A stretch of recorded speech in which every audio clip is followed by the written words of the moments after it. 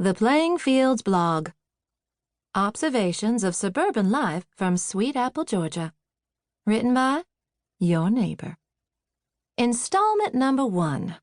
A Plague of Bulldozers and White Escalades. A woman at my hair salon today asked me where I'd learned to put on makeup.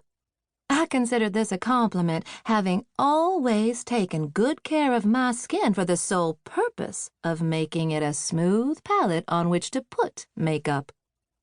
I could tell she was a transplant to our North Atlanta suburb of Sweet Apple by her accent and by her question.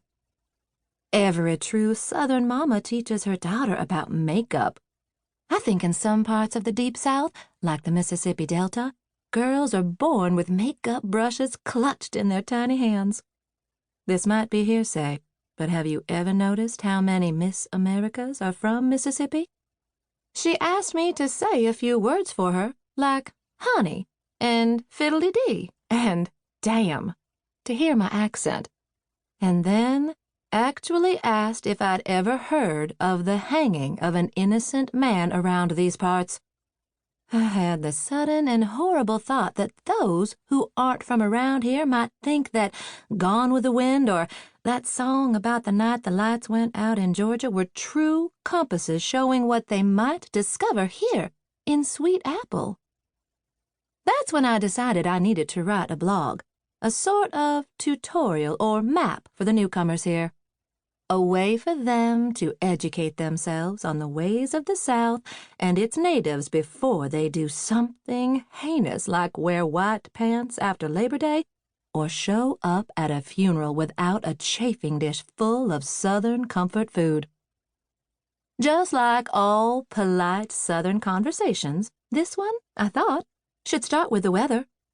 For those newcomers who haven't yet experienced what we locals refer to as the furnace, the heat of a Georgia summer arrives suddenly. The cicadas begin their whirring song in the trees as a sort of advance warning, and by the time the tree frogs begin burping in unison, summer is here.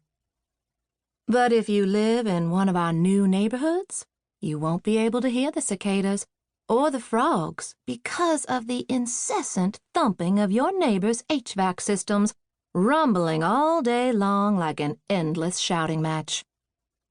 I'd like to suggest turning off the air conditioning in the evenings when it's cooler to hear yourselves think for a change. Hear the voices of your neighbors even. It's easy to think we all live in our own air-conditioned bubbles, but we don't. We have to share our breathing space with our neighbors. And don't forget, we're all supposed to love our neighbors no matter how difficult they sometimes make it. Like when they vote to bulldoze another farm, or park in the fire lane at Kroger, or tailgate me in their white Escalade. Sometimes it's a Mercedes or BMW SUV and even the occasional Honda, but it's always white. Even when I'm going the speed limit. Being late for a chemical peel does not give you the right to tailgate, no matter how uneven your skin tone. It's not very neighborly. Yes, we're supposed to love our neighbors. Yet I still can't shake my daydreams where I come up with 1,000 different ways in which I can make some of them disappear. Permanently. Thank heavens they're just daydreams.